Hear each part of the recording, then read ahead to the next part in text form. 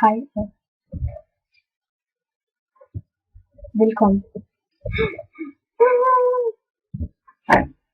I dag skal vi lave en halskæde.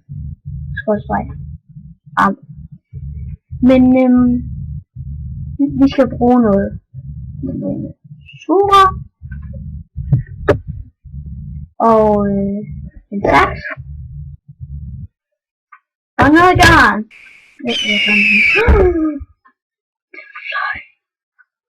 Ja. Men du skal klippe sugerørene i en længde.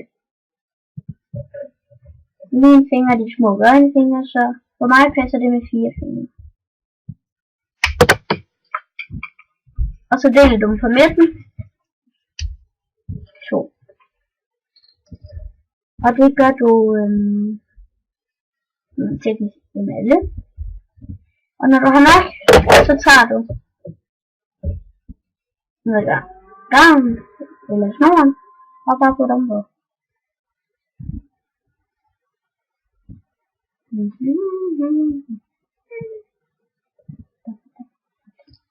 Du kan vælge at gøre det i en farve eller flere farver. Jeg gør det i 4.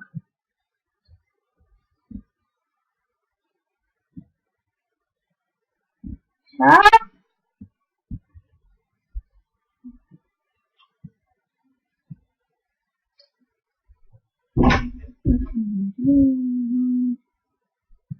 Langsomt lidt.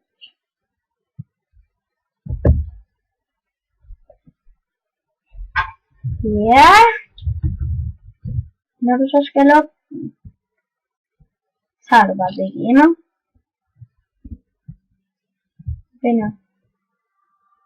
Så knuder på. Og klipper lidt af den måde, så fint. Men når du laver den stor som du vil, så husk altid at have et sugerørs plads tilbage, før du binder. Så kan den meget mere på højt. Men når du har lavet stor nok, så kan du tage den på halsen, eller få den gangen rundt om armen, så er det varmt. Men det var simpelthen det. Ses!